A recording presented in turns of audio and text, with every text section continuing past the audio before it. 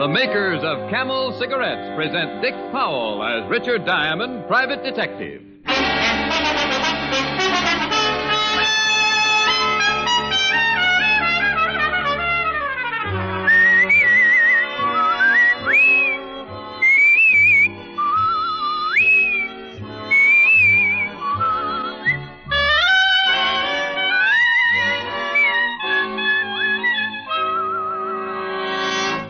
Here's a question that was asked of 113,597 doctors in a nationwide survey a few years ago. What cigarette do you smoke, Doctor? The brand named most was Camel. Again and again since then, a cross-section of America's doctors has been asked that same question. And again, every time, the brand named most has been Camel. Yes, according to repeated surveys, more doctors smoke Camels than any other cigarette.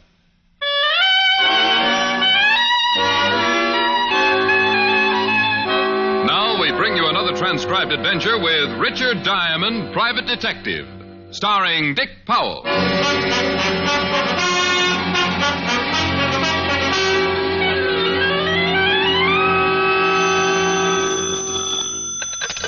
Diamond Detective Agency. Our fee deductible on next year's income tax. Richard Diamond, private deduction speaking. I beg your pardon? Sorry, it's much too wordy to go over again. Yes.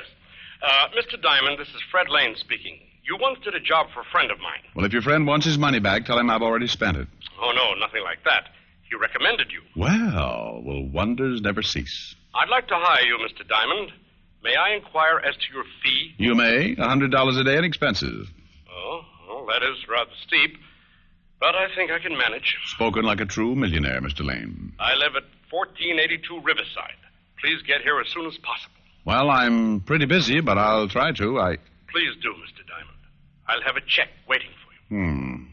Mr. Lane, go to your front door. I'm there.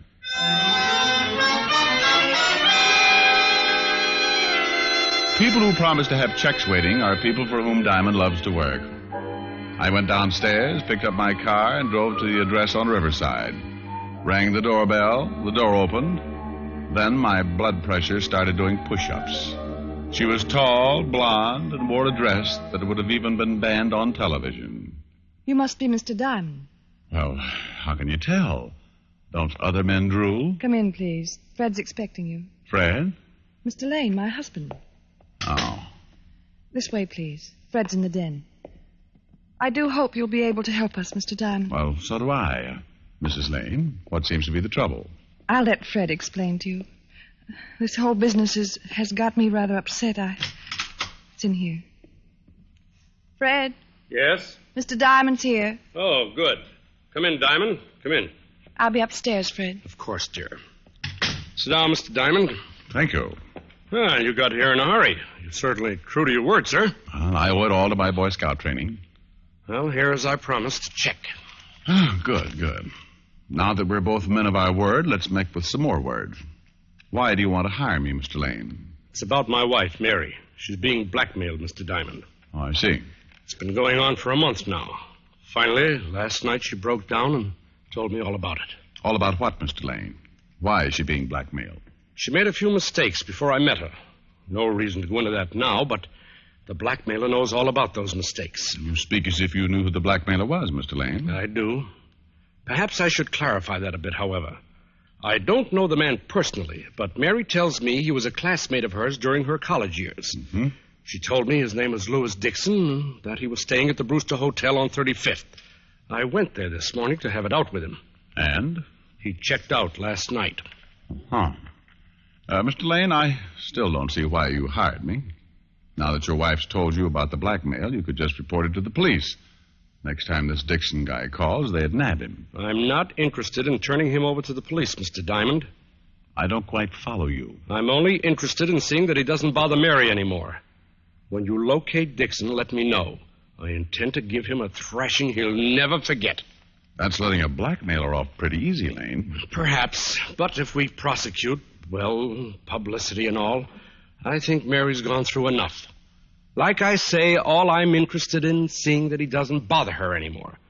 Call me about 5 and let me know what progress you made. Good day, Mr. Diamond, and good luck. And that was that. Go find a blackmailer, Diamond, so your client can beat him up. Screwy? You bet.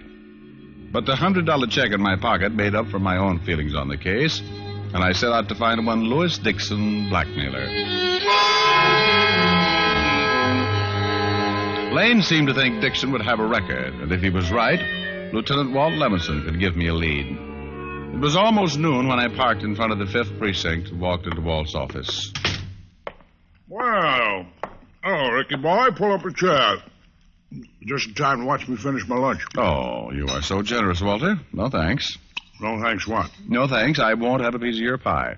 What's wrong with this pie? My wife made it. That's what's wrong. You insinuating my wife's a bad cook? Of course not.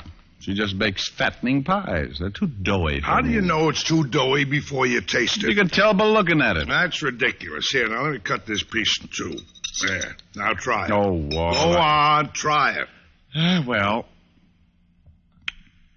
Yeah. Is it doughy? Not in the least. I guess that proves you. Wait a minute. Something wrong, Fatty? You've eaten my wife's pies at the house before. You never thought they were Pour me some coffee, please, Lieutenant. You know, I should book you for swindling. What do you want down here, anyway? Oh, just a little peek at your files. Who is it you're looking for this time? Guy by the name of Louis Dixon. Ever hear of him? Dixon. Well, Ralph Dixon, a pickpocket. Herbie Dixon, a con man. Well, I can't place a Louis Dixon offhand. What's his racket? Blackmail lately. Oh, charming. Why haven't we been called in on the case? My client doesn't want publicity. Besides, he just wants to poke the guy in the snoot a few times and tell him he's been a bad boy. What? Yeah, that's right. Finish what's left of your pie while I go through the files. And, Walt. Yeah? Have your wife bake lemon meringue next time, huh? Oh. I checked the files. There was nothing on Louis Dixon. I thanked Walt, went to my car, and drove across town to a little bar called the Bat's Cave. The Bat's Cave was as dingy as the name implied, but I didn't go there for entertainment. I was looking for Rabbit Jones, the guy who knew more about the underworld than Rudolph Halley. Like most informers, Rabbit Jones was a mean, whining character, and he didn't like me any more than I liked him. But he did like my money, and I liked his information. It was always a fair trade. I found him in the last booth, nursing a half-filled glass of beer. Ah, hello, Rabbit. Oh. Well, now that's a cheerful greeting. You must have won a horse race today, or weren't you running? Big joke. Ha-ha. Beer. Oh, Rabbit, you spread sunshine wherever you go, don't you? Who asked you to sit down?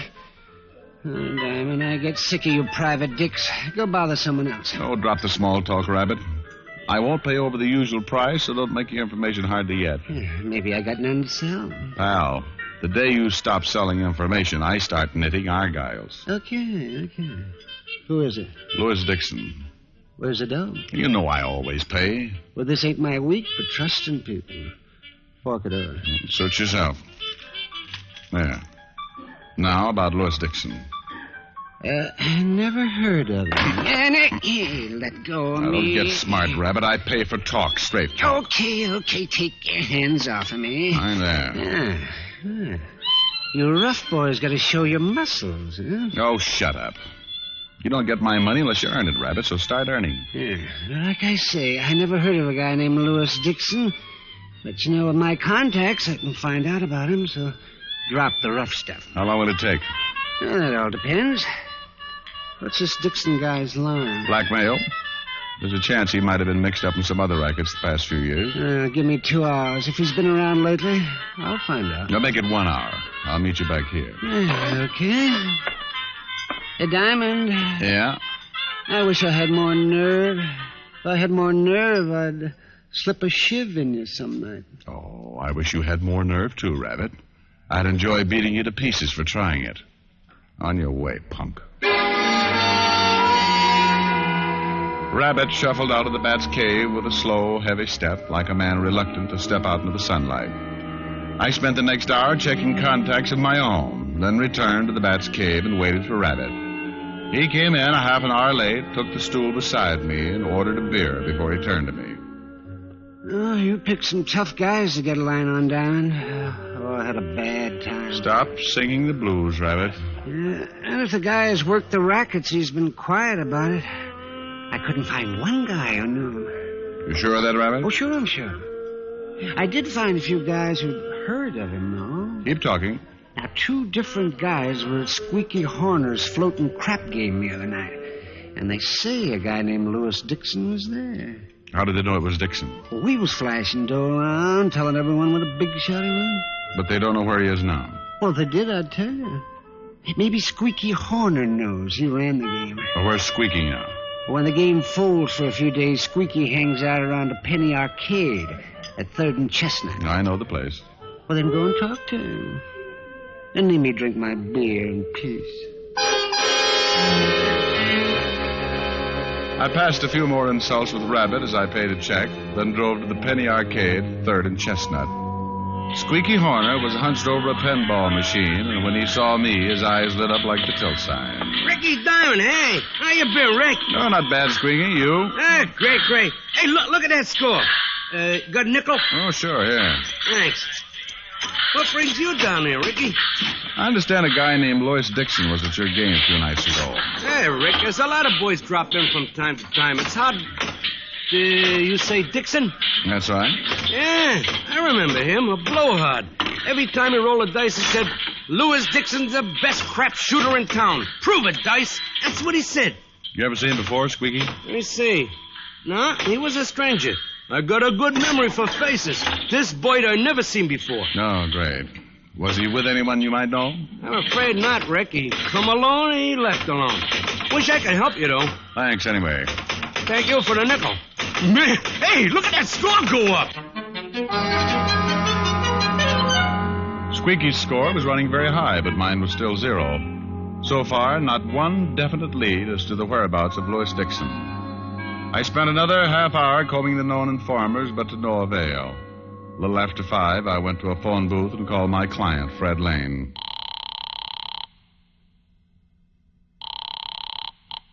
Hello? Mr. Lane? Who's this? Richard Diamond. It's Walt, Rick. Walt, what are you doing there? Can't you guess? Oh, no. Uh-huh. Red Lane, your client, Rick? Yeah? Better get over here right away. You are now unemployed. Lane? That's right. Murdered.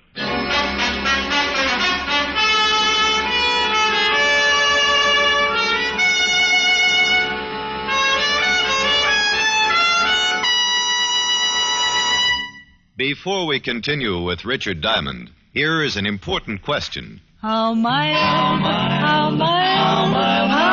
can a cigarette be?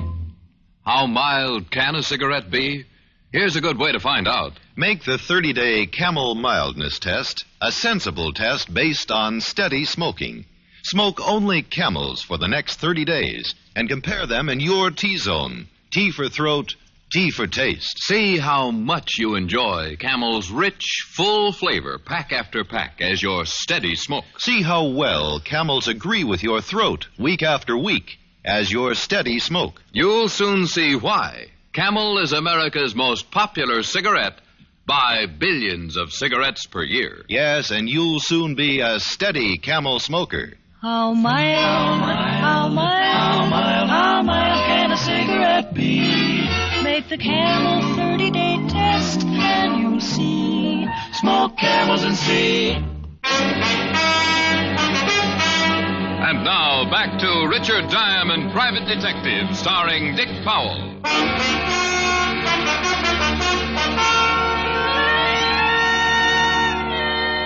Fred Lane's body lay on the floor of his den.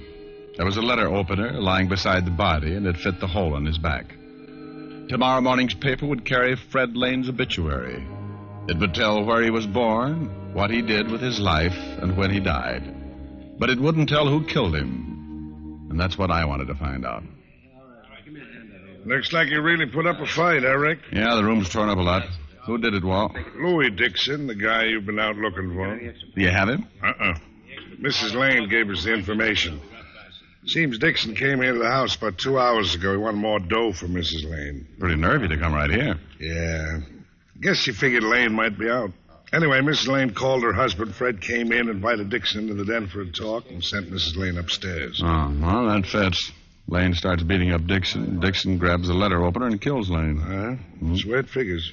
Mrs. Lane said she heard the struggle, but her husband had told her to stay in her room, and then she heard Dixon run out, so she came down and found the body and called us. Did you get the prints off the letter opener? No. Miss Lane said Dixon was wearing a pair of gloves when he came in. Chances are he never took them off. Oh, that's great. Well, Fatty, I hope you have more luck picking up Dixon than I had. Nobody around town seems to know him. Well, Miss Lane gave us a good description. I put out an APB. What about you? You still on the case? I was about to give it up when I phoned. But I can keep going as long as my legs hold up. Good. I'd like to nab this Dixon guy as quick as possible. Me too, Walt. I don't like people to go around killing my clients. Just isn't good for business. The boys were taking a body down to the morgue as I left. It looked like a hard day for my shoe leather. The only thing I could do was keep pounding the pavement in search of someone who knew or had known Lois Dixon. Cigarette stands, boogie joints, cheap boarding houses, nothing. Down to the Bowery, missions, small bars, guys on the corners. Lois Dixon? Yeah, never heard of him. And so it went. I headed back for my office in the comfort that comes when you sit in a chair with your feet on the desk. But when I reached the entrance of the office building, Squeaky Horner was standing there waiting for me. Hey, Ricky, where you been? I've been waiting here a long time, almost an hour. Oh, what's on your mind, Squeaky? You still looking for Louis Dixon? That's a silly question. Why? Because I seen him about an hour and a half ago. Are you sure? Sure, I'm sure. I got a good memory for faces. After I leave the arcade, I'm walking up 3rd and I see him. Big as life. Where is he now? I tail him, see? He goes into Henry's flop house. He's staying in one of Henry's rooms. Not in a hall like most of the guys. He's under another name. What name, Squeaky? Jack Layton. You want I should take you to the place, Ricky? Yeah, Squeaky. I want that you should.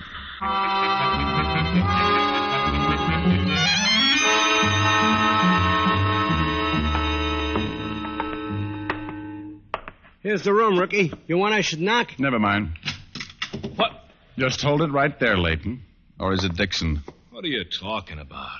What's the idea of busting in here like this? What about it, Squeaky? Is he the guy? No doubt about it, Ricky. He's the same guy who was at the game a few nights ago. What game are you talking about? I never seen you before in my life. All right, Squeaky. I can take it from here. Thanks a lot. Anytime, Ricky. Hey, what gives anyway, bud? Suppose you tell me, Dixon. Why do you keep calling me Dixon? The name's Jack Layton. Well, we'll see about that.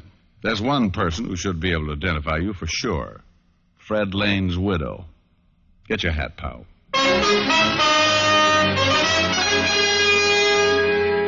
Well, it looked like the end of a hard day.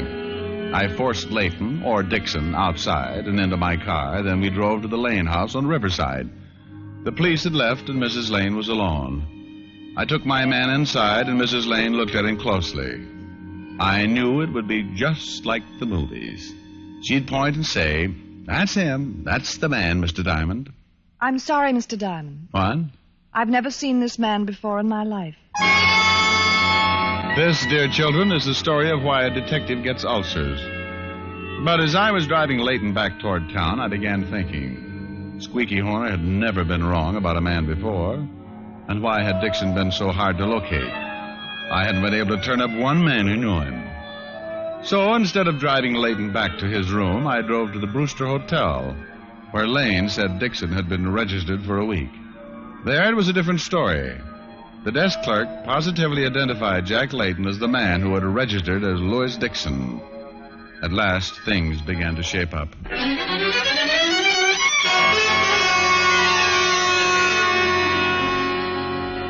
Why did you bring me here to your office? I want to get back to my room. You heard what the desk clerk said. You registered as Louis Dixon. Why? Oh, that desk clerk was loony. He made a mistake. You heard what Mrs. Lane said. She never saw me before. So she said. But I think differently, Layton. And up here all alone, we can have a nice little chat. You're going to tell me all about it.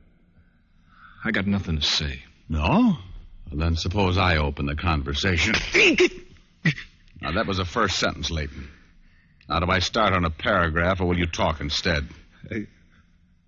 I don't know a thing. Okay, stupid. We'll do it the hard way.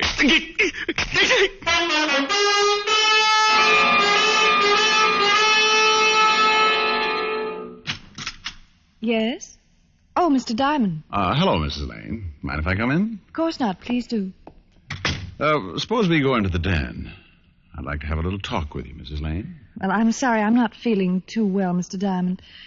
The shock and all. Oh, yes, of course. It must have been trying, my bringing that Leighton man here for you to identify.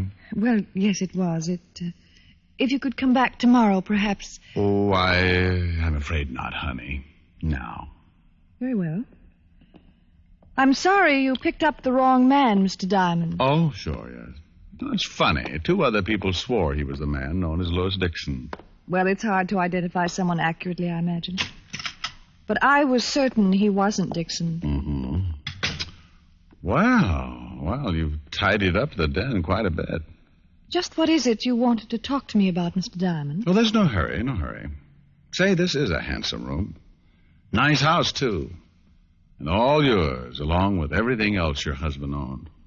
It's rather a cruel thing to say. Oh, come off it, Mary. It was a wild scheme. What do you mean? I mean that you invented a phony character, a Louis Dixon, and set up a murder with every clue pointing to a man who never existed. You're crazy. No, Mary. You were crazy to think a stunt like this would ever work. You hired a bum named Jack Leighton, gave him money, had him register at the Brewster Hotel as Louis Dixon. Then you had him hit some of the gambling joints and make sure people heard his name as Louis Dixon. Then he was to disappear. I won't stay here and be insulted. No? Oh, soon I'll take it down to headquarters. You can be insulted there. Well, I hope you have proof, Mr. Diamond. You'll need it. Well, Leighton was reluctant at first, but let's say I persuaded him to talk. I dropped him by the 5th precinct on my way over here. How much do you make as a private detective, Mr. Diamond? Oh, Mary, don't talk like that. First chance you got, you'd stick a knife in my back, too. Well, it was just a suggestion. After all... No, drop it now. Well. First a letter opener on your husband, and now you try to bean me with a paperweight. Honey, you're just not safe around a desk, are you?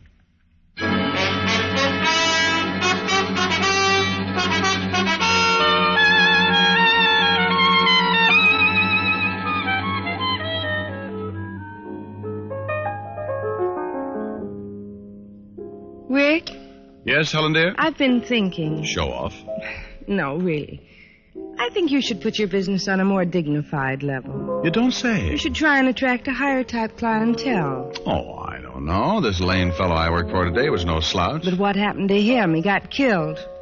That's the trouble with your cases. They're too dangerous. If you don't get into trouble, your clients do. True. You should concentrate on more simple cases for wealthy clients, like divorce cases and inheritance claims. Oh, great. Maybe I should even carry a powder puff in my shoulder holster. All right, so it wouldn't be as exciting. Get the same fee and you wouldn't get so many black eyes. Then I couldn't come here to you for sympathy, dear. Rick, I'm serious. Okay, honey, okay. Now tell me, just how do I go about attracting a higher type clientele, as you put it? Well, you start off by putting on a more pretentious front. Meaning I eat more?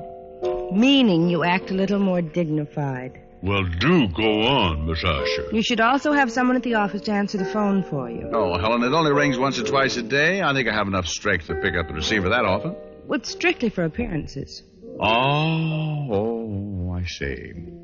Anyone in mind for the job?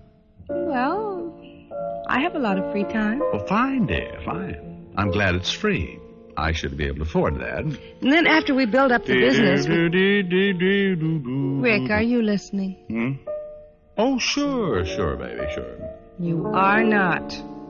You're just waiting for me to take a pause so you can sneak in a song. Oh, honey, how can you be so suspicious? But, since you did bring up the matter... I should have known better. Oh, live and learn, dear, live and learn. If they ask me, I could write a book about the way you walk and whisper and look. I could write a preface on how we met, so the world would never forget. And the simple secret of the plot is just to tell them that I love you a lot. Then the world discovers, as my book ends, how to make two lovers of friends.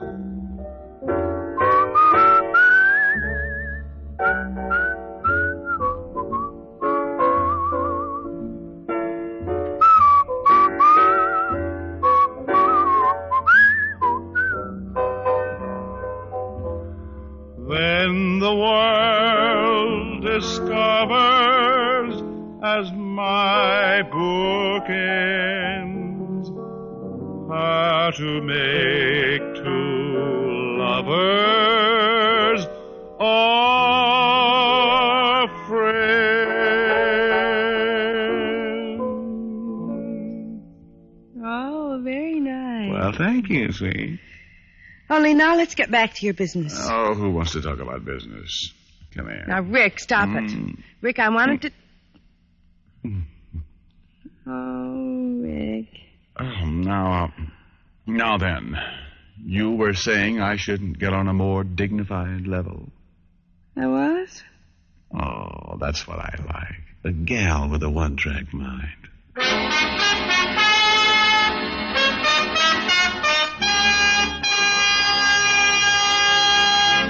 Dick Powell will return in just a moment. What's America's most popular cigarette? Camel is in the lead by billions of cigarettes per year. One reason is that America's smokers have found out how rich, how flavorful Camels are, pack after pack. Another reason is that America's smokers have discovered how well Camels agree with their throats week after week. Are you smoking the cigarette America enjoys most?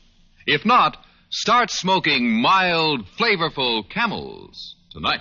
How mild, how mild, how mild can a cigarette be? Make the Camel 30-day test and you'll see. Smoke Camels and see. Here's Dick Powell with a special message. Thank you. Ladies and gentlemen, as a token of friendship and to help show hospitalized veterans and service personnel that America remembers them, the makers of Camels send thousands of packs of Camels to service and veterans hospitals every week. This week, the gift Camels are going to Veterans Hospitals, Minneapolis, Minnesota, and Bay Pines, Florida, U.S. Naval Hospital, Memphis, Tennessee, to all hospitals operated by the Alaskan Air Command. Now, until next week, enjoy Camels. I always do.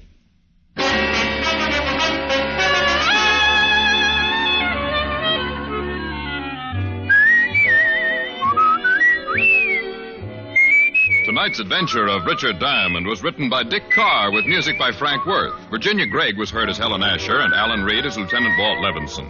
Others in the cast were Benny Rubin, Mary Jane Croft, Howard McNear, and Peter Leeds. Richard Diamond, Private Detective, is transcribed in Hollywood by Jaime Del Valle.